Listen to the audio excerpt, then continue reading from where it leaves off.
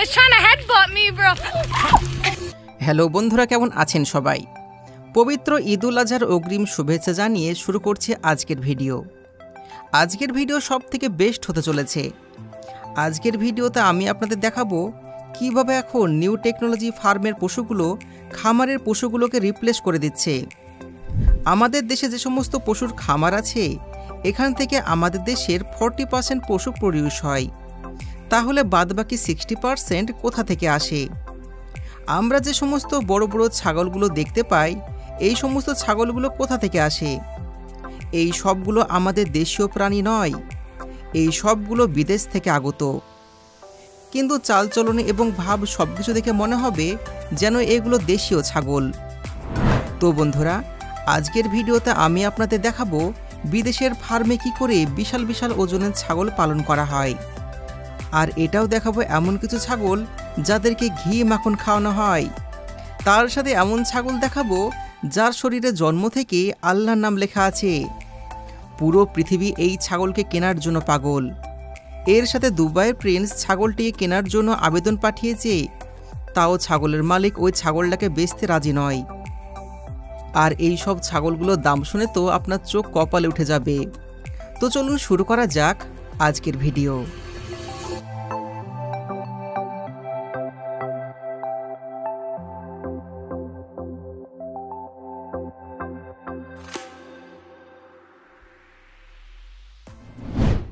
বিদেশের খামারগুলোতে যেভাবে ছাগল পালন করা হয় সেটা সম্পূর্ণ আমাদের দেশীয় খামার থেকে আলাদা।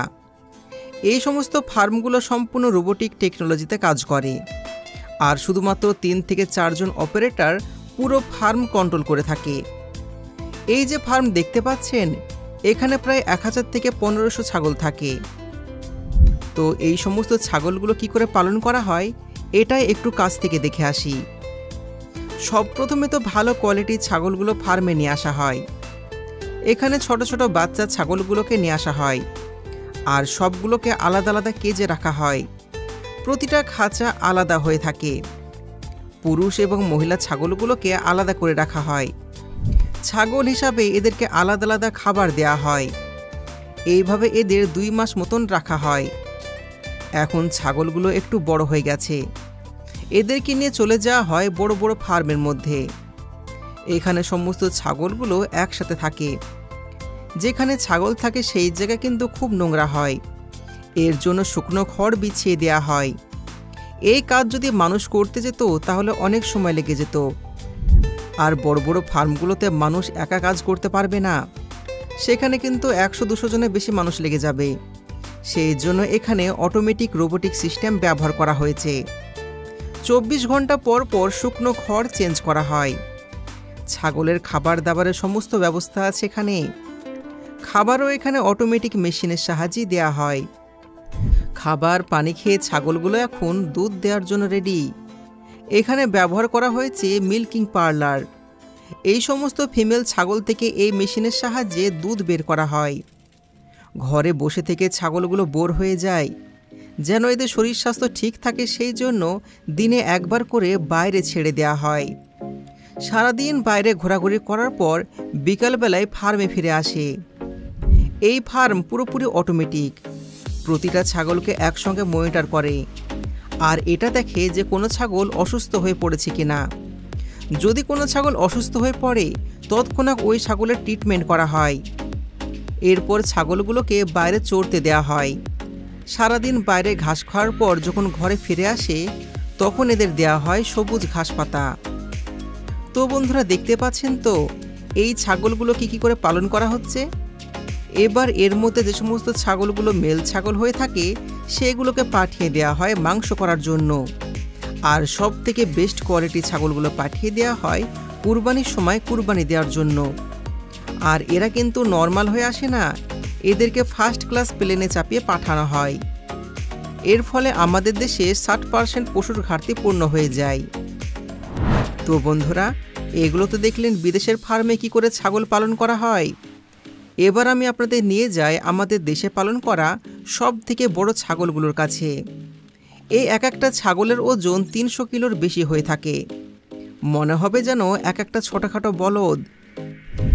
এবার চলুন আপনাদেরকে দেখায় রাজু নামের এই ছাগলটিকে, যার নাম পুরো পৃথিবীতে ছড়িয়ে আছে। এর মালিকের কথা অনুসারে রাজু নামের এই ছাগলের প্রজাতি পুরো পৃথিবীতে আর কোথাও পাওয়া যাবে না। তার এই ছাগলটার ওজন 315 কিলোগ্রাম। এই বিশাল পাহাড়ের উচ্চতা পাক্কা 5 ফিট। আপনি বুঝতেই পারছেন এটা কোনো নর্মাল মানুষের থেকে কত উঁচু। তবে আপনি যদি মনে করেন যে এরকম ছাগল আপনি নিজেরা তৈরি করতে পারবেন, নিজেরা বাড়িতে তৈরি করে পালন করতে পারবেন, তাহলে কিন্তু ভুল ভাবছেন। ছাগলের এরকম সাইজ এমনিতে হয়নি, কারণ এর মালিক একে প্রতিদিন 10 কিলো চারা আর 2 কিলো ছোলা খাওয়ায়। তার সাথে দুধ, মাখন এবং দেশি ঘিয়ের সাথে ড্রাই ফ্রুটও খাবারের তালিকায় রয়েছে। এর মালিকের কথা অনুসারে তিনি রাজুকে তখন কিনেছিলেন যখন এর বয়স ছিল মাত্র 1 বছর। আর আজ মালিকের মেহনতের ফল এই ছাগল এত বড় লম্বা হয়েছে। কিন্তু এটা তো কেবল শুরু, কারণ এই ছাগল এখনো বড় হয়ে চলেছে আর আগত সময় এর সাইজের থেকে আরও বড় হবে বলে মনে করা হচ্ছে। এর মালিক 60 লাখ টাকা অফার পাওয়ার পরেও একে বিক্রি করতে রাজি নন, কারণ তার কথা অনুসারে এই ছাগলের দাম আরও বেশি হবে। তো বন্ধুরা, আপনাদের কি মনে হয় এই ছাগলটার দাম 60 লাখ টাকা পাওয়ার পরেও তার মালিক তাকে না বেচে কি ভুল করেছে? অবশ্যই কমেন্টে জানাবেন।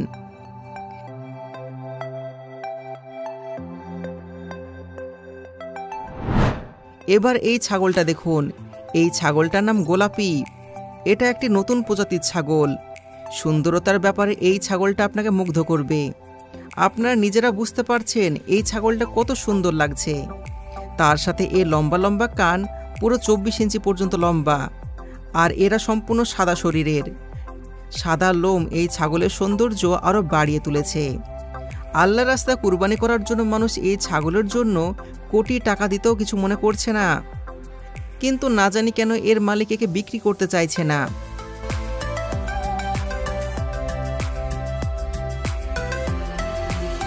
তো আপনার যদি এই সব কিছু দেখে কম মনে হয়, তাহলে দেখে নিন এই নবাবকে। হ্যাঁ, ঠিকই শুনেছেন, এই ছাগলটার নাম নবাব।